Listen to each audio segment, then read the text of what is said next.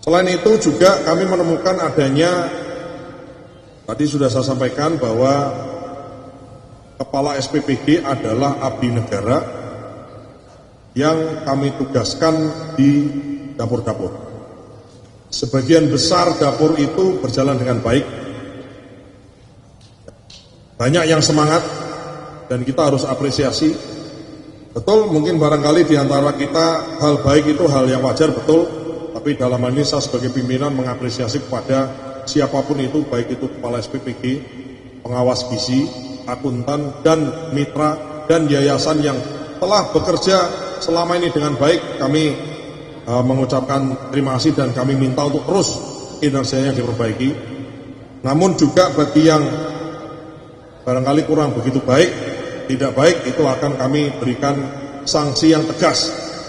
Barang siapa kemudian Kepala SPPG, saya sampaikan di sini, kepala dapur manapun, siapapun itu, manakala dia mendapatkan atau meminta fee atau meminta tambahan dari mitra atau dari yayasan, itu adalah tindak pidana gratifikasi.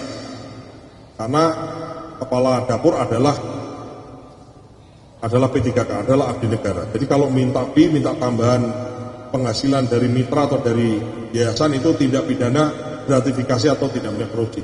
Sehingga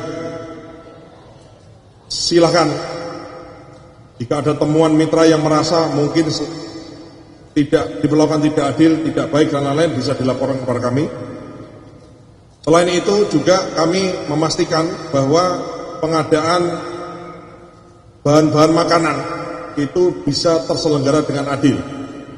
Jangan sampai kemudian yang dipilih adalah orang-orang yang secara subjektif, dan kemudian dengan subjektivitasnya itu kemudian ada pihak-pihak yang mengambil keuntungan di situasi kesempatan.